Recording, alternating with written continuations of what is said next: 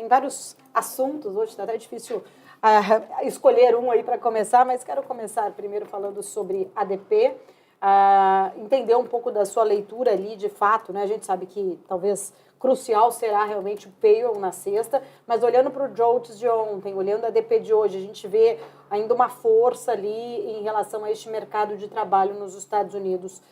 Mercado já diminuindo um pouco mais as apostas, pelo Citigroup a gente vai olhando em relação a corte de juros em junho, mas eu queria entender um pouco da sua leitura e sua interpretação diante destes dados econômicos por lá.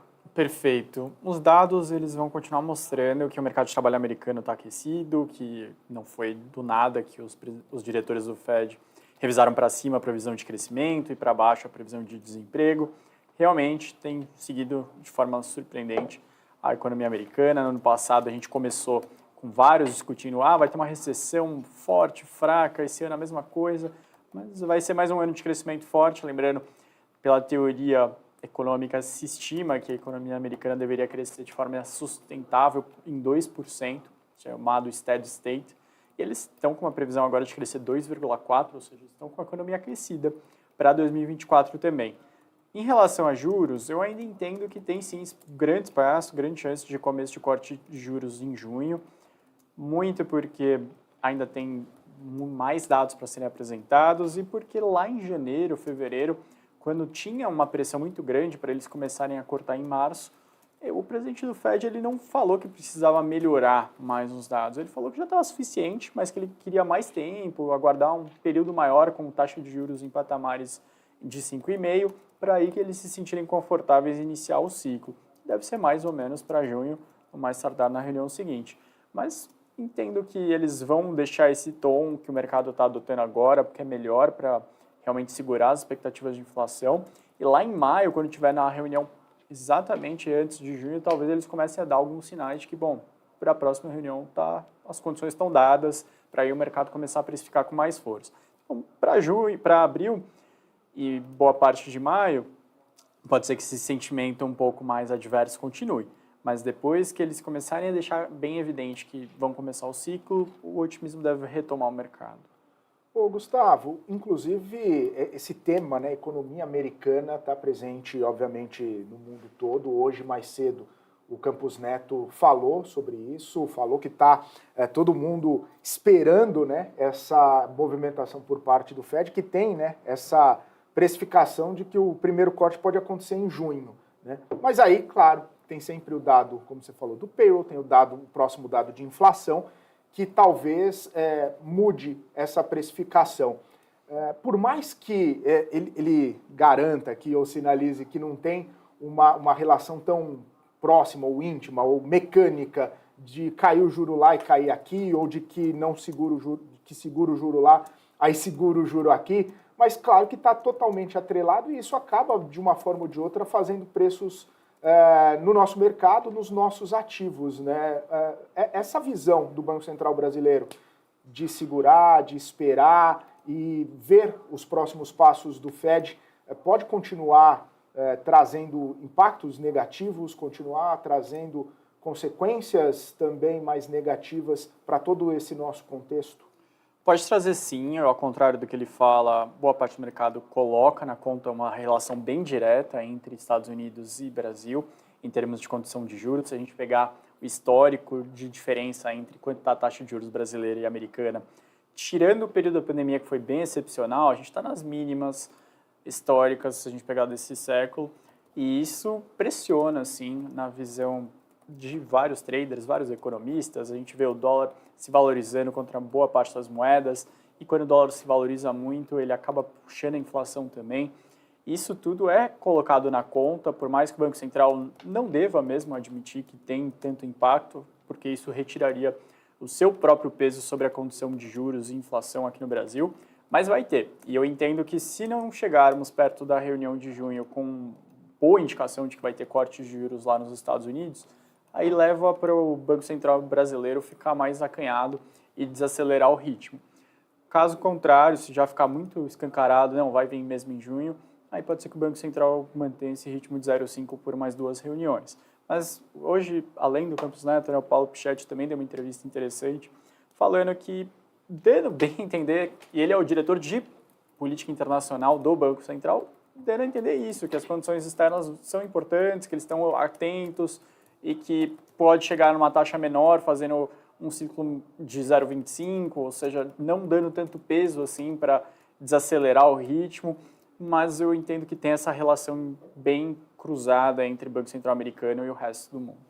Um dos pontos abordados também pelo Campos Neto foi o próprio cenário doméstico, né? Ao mesmo tempo que na ata, no comunicado, acaba falando, né, sobre uma incerteza, sobre um cenário até fiscal, né, bastante preocupante, ele sinalizou hoje, ou disse com todas as letras hoje, que as reformas foram importantíssimas para manter essa queda constante de juros, pelo menos desde o ano passado. Só que essa trajetória de reformas e de mudanças na questão fiscal, ou de cumprimento de algumas regras fiscais, está sendo colocado em xeque, né, Gustavo? Isso está sendo colocado nesse risco, né, seja pelo Banco Central, seja pelo mercado mesmo. Por isso que a gente está vendo tantas mudanças, oscilações, tanta preocupação na curva de juros.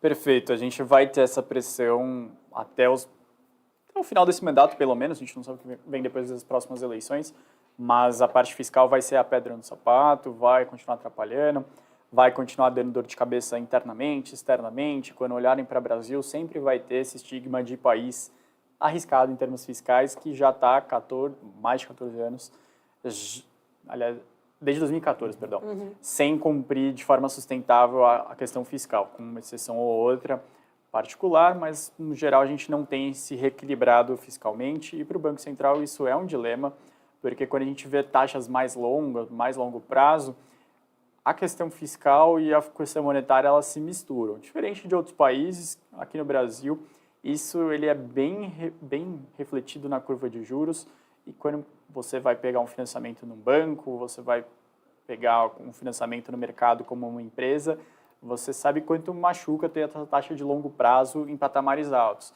Porque você poderia pensar assim, a taxa de juros está indo agora para baixo, então vai ser mais barato pegar esses créditos mais para frente.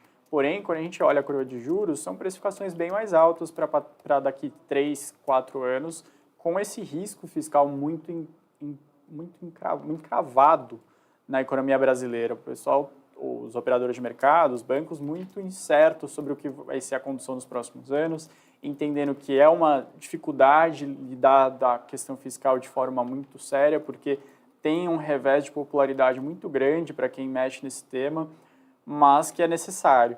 E como ninguém quer tomar esse revés de popularidade, o que acontece é um crédito mais caro, seja você pessoa física, seja você empresa, na hora de se financiar. Gustavo, olhando, né, para essa curva de juros empinada ali no longo, renda fixa ainda segue muito atrativa. Renda fixa vai seguir muito atrativa, o Brasil não vai deixar de ter uma renda fixa atrativa tão cedo, pelo que a gente está vendo. É claro que tem oportunidades em renda variável, não dá para descartar. Aliás, se você tem um perfil mais arrojado, é sempre recomendável, como a gente viu em 2023, o próprio Ibovespa passou de 20% no rendimento no ano, mas a renda fixa ela vai seguir muito atrativa justamente por ser das grandes formas das empresas se financiarem projetos, financiarem expansões, e também porque tem muita empresa ainda no Brasil que não acessou o mercado de capitais. Isso vem crescendo, os dados da Ambima mostram quanto o mercado de capitais avança perto de 50% agora na forma como as empresas compõem suas dívidas, mas tem muita empresa que ainda está conhecendo, sentindo, poxa, será que o meu negócio ele tem tamanho para acessar mercado de capitais? E muitas vezes essa sua resposta é positiva, está ficando cada vez mais acessível, e isso vai fornecer mais oportunidades para o brasileiro investir em renda fixa com taxas atraentes. Gustavo, quando a gente tenta entender ali essa movimentação, né, o impacto disso para a renda variável, olhando para a Bolsa, a gente vê, né, muitos especialistas colocam a Bolsa brasileira está barato, mas a gente continua de lado, né, ali Sim. em relação a perspectivas de crescimento da Bolsa. Tá, tem todo esse cenário externo, o diferencial de juros, mas a gente tem visto essa saída também do fluxo do capital estrangeiro do nosso mercado. Aí você puxou agora há pouco a questão do fiscal. Muitos especialistas falam, investidor estrangeiro não olha tanto para o fiscal como olha a gente aqui, investidor nacional. Mas ainda assim, Quando a gente olha entre os emergentes, o Brasil, por estar barato, ele poderia estar aproveitando mais também este cenário de bolsa. O que tem pesado mais para o investidor estrangeiro sair? É o diferencial mesmo de juros nos Estados Unidos? Ou também as questões fiscais, as domésticas, têm pesado? Acho que as questões domésticas têm pesado um pouco mais, porque quando a gente olha para alguns países pares, emergentes, as bolsas estão subindo esse ano, você vê que o Brasil não está.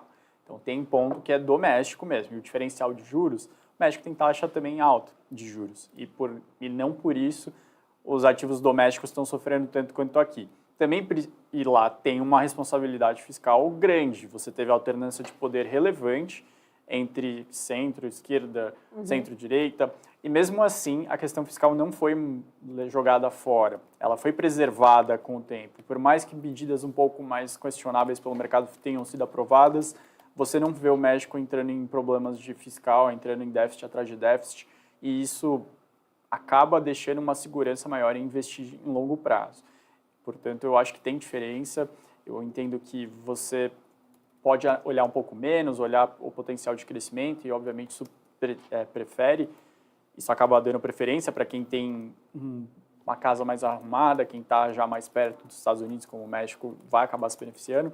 Mas em relação ao Brasil, eu entendo que o noticiário ele não é tão positivo. A gente vê parte política querendo fazer uma interferência maior em estatais, parte política reclamando um pouco de medidas que são mais sustentáveis a longo prazo, querendo dar um monte de incentivo fiscal para diversos setores, ou seja, retomando práticas que já não funcionaram nos últimos anos, que já tiveram o seu resultado sendo negativo, mas que vão insistir. Indústria naval hoje novamente sendo mencionada nos jornais como uma tentativa do governo para os próximos anos. Então, a gente consegue elencar vários pontos para questionar aqui. Inclusive energia, né, agora, de novo.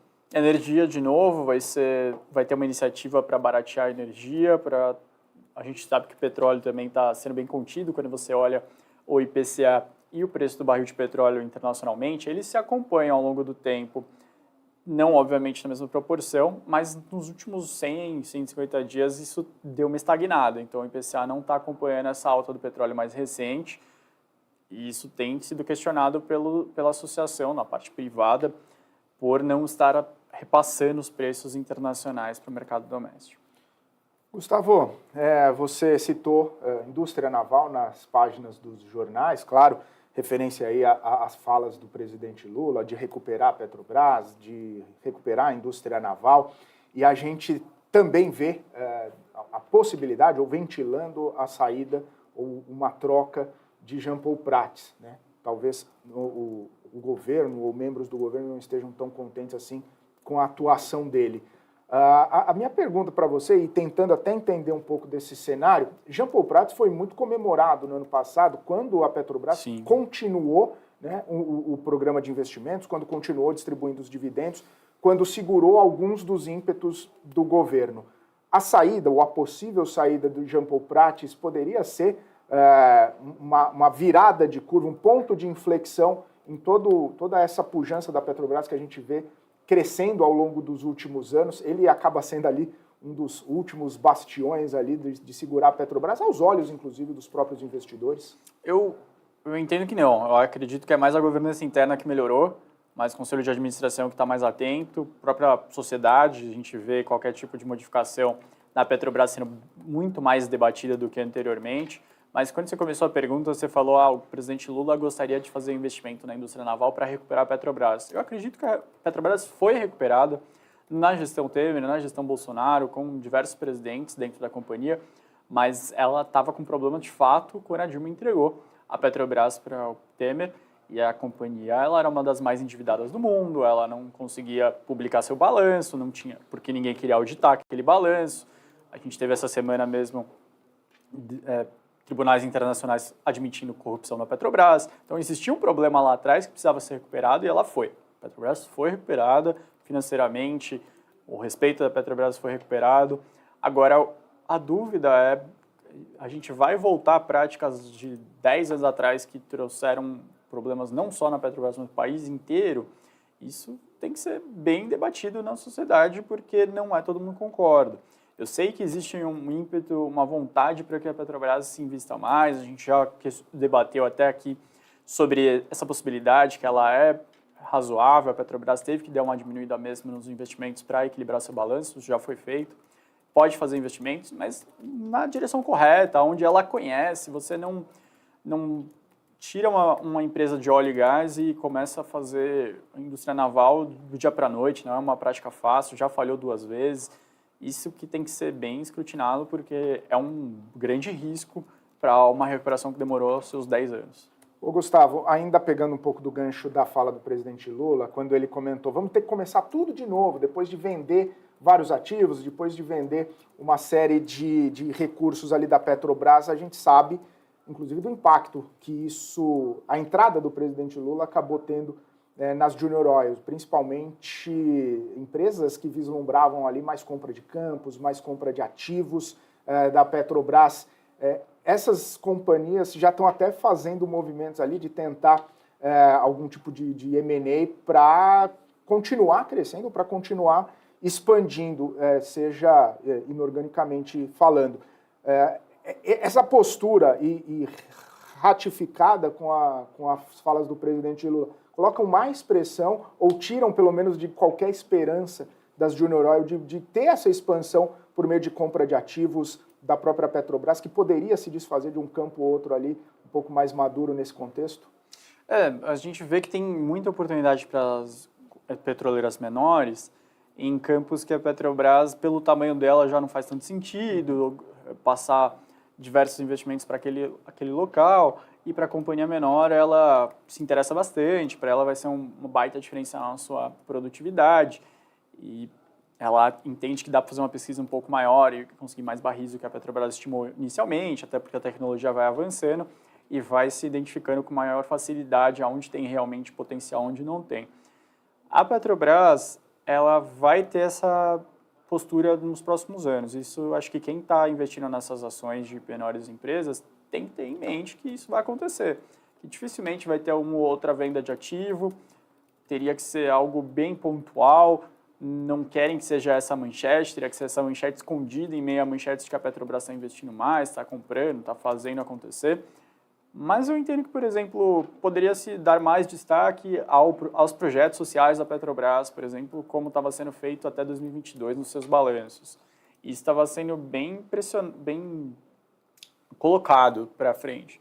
A Petrobras dando mais lucro, poderia investir mais na parte social, a Petrobras tentando fazer mais tecnologias de, aí sim, detectar mais poços de petróleo e ir para a margem equatorial, que era o debate, que foi deixado um pouco de lado pela questão ambiental, mas que já está comprovado que lá é um baita potencial para a companhia.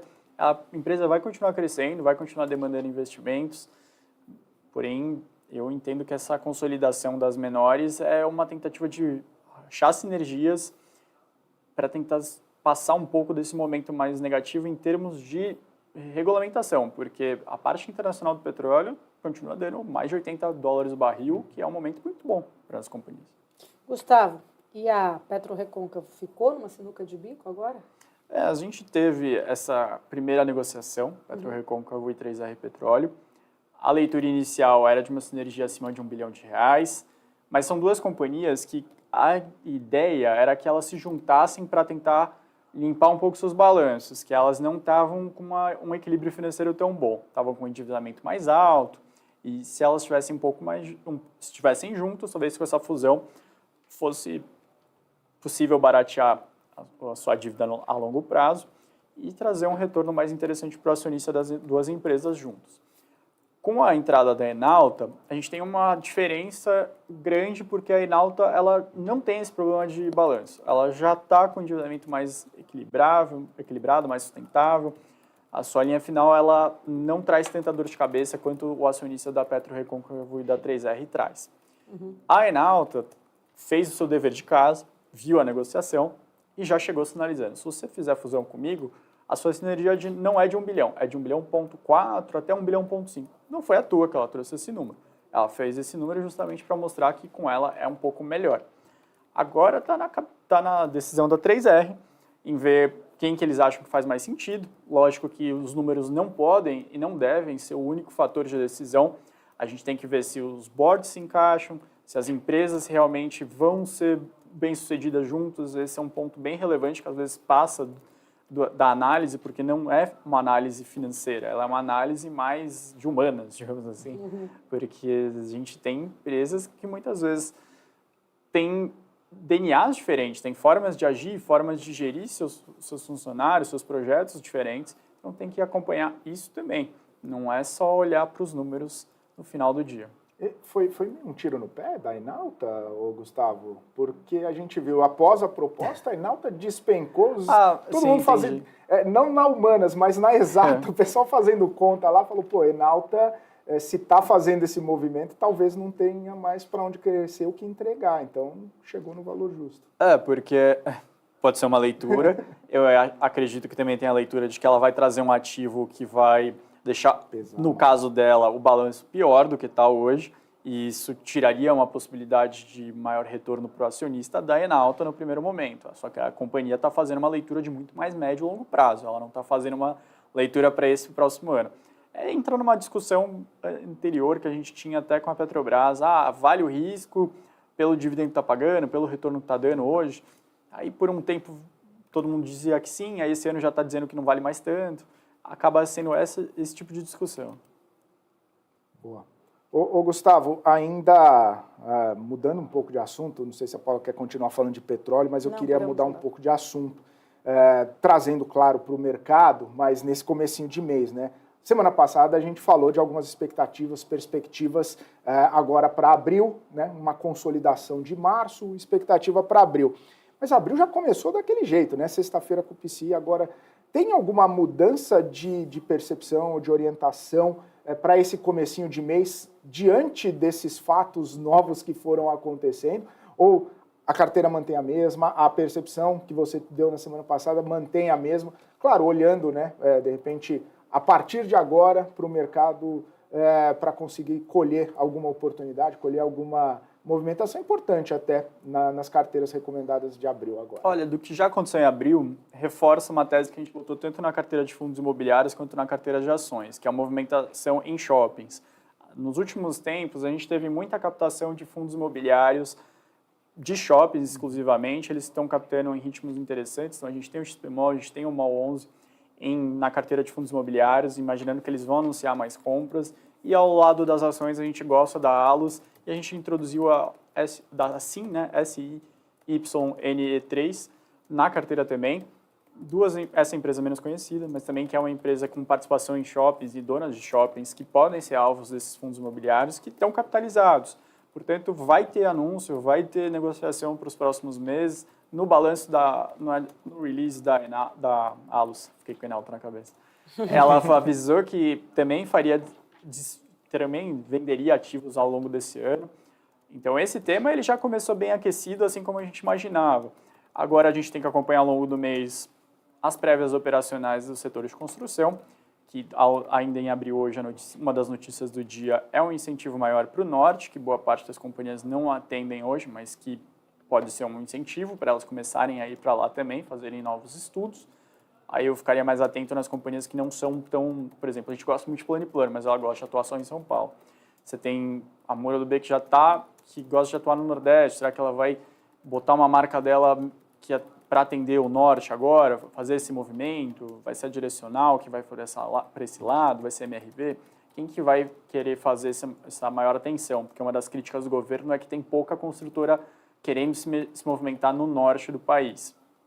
Então, mais uma vez, o setor de construção segue bem aquecido.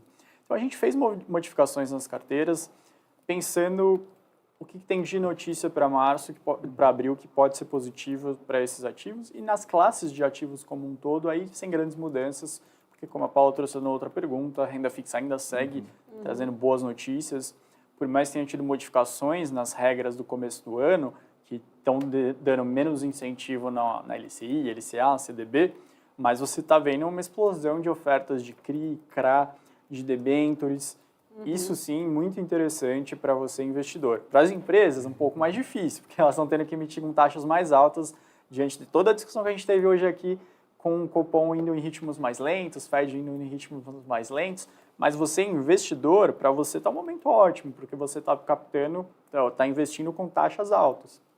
Ô, Gustavo, eu até na pergunta, depois que eu fiz a pergunta, eu me lembrei daquele meme, né? Pô, que semana, né? Não, mas ainda é terça, quarta-feira. Falei, pô, mas esse mês de abril, não, estamos dia 3 ainda, né? Que Então, mês, né? calma. Pois é, tá bem no Com começo. tudo que aconteceu em abril, mas estamos no dia 3 ainda, né? Promete, né? Promete. Mas abril é um mês bom, viu, Paula? Vou te falar que é o Só porque é melhor aniversário mês, dele, viu? Ah, tá. melhor mês do E eu ano. nem vou falar que ele vai quarentar. Ah, não. Não, nem vou falar nada, não. Esse final de semana, ele tá todo empolgado Ah, aí. entendi. O bom é que Um o dia eu pessoal vou saber fala. o que é chegar lá, eu ainda não sei. O bom é Um que dia o eu vou pessoal saber. fala só 40, parecia mais. Eu fico feliz. Ainda bem que ele faz a piada nele próprio. Mas deixa eu te falar, Gustavo, você citou essa questão, né, de um incentivo. O próprio ministro Fernando Haddad sinalizou para crédito imobiliário, você deu panorama para algumas empresas, mas a gente acaba tentando fazer uma leitura também do ponto de vista fiscal, né, mais renúncias, quando o governo já está envolto aí a várias renúncias, brigando, entre aspas, ali com o Congresso para ter mais pauta arrecadatória, brigando, entre aspas, com o Congresso por conta de uma desoneração da folha que já estava prevista, mas que o governo contava ainda com esse dinheiro. Como que fica, né, toda essa questão do ponto de vista de impacto fiscal, do ponto de vista também de percepção, né, de talvez não conseguir cumprir a meta? Para mim, um saldo mais negativo do que positivo, porque justamente começa a ter uma insatisfação sobre o aspecto de aumento de impostos. O Haddad já está ficando com uma imagem de aumento de taxa, cara que faz taxa atrás de taxa, que só quer saber de aumentar impostos, e isso é impopular. E a gente sabe que existe também todo o debate sobre sucessão, e o Haddad é um dos nomes potenciais. Eu não sei o quanto ele vai manter essa postura por tanto tempo, até porque ele tem essa vocação política, para não falar pretensão. Uhum. E na parte do debate com o Congresso também tem um ano eleitoral. Recentemente, um dos jornais fez um levantamento que mais de 80 deputados vão participar de eleições municipais, vão se candidatar a prefeituras. Eles não querem que o candidato da oposição deles chegue e fale, ele votou para aumentar o imposto que você vai ter que pagar agora mês que vem, ou que pagou mês passado. Portanto, todo mundo está bem atento a isso. Sobre a parte de renúncias fiscais, aí já é mais fácil, porque ele consegue justamente angariar votos na sua base de alguém que tem um controle sobre algum sindicato, alguma classe mais unida, alguma classe maior, assim. Então, essas renúncias fiscais, elas vão ser debatidas o tempo inteiro. Quando a gente tiver que regulamentar a reforma tributária, isso vai voltar com tudo. Teve a notícia da Abras querendo botar lagosta e camarão na cesta básica, então mostra bem a discussão. Eles falam que é por conta de modificações regionais, né? Mas que seja, então teria que dar especificamente um estado, não sei, não fica muito fácil de deixar essa discussão livre. Acho que deveria ser uma cesta básica padronizada, que fosse para que todos os estados concordassem. Não dá para sair abrindo essa tarifa bem menor. A gente sabe que o supermercado já tem uma margem baixa.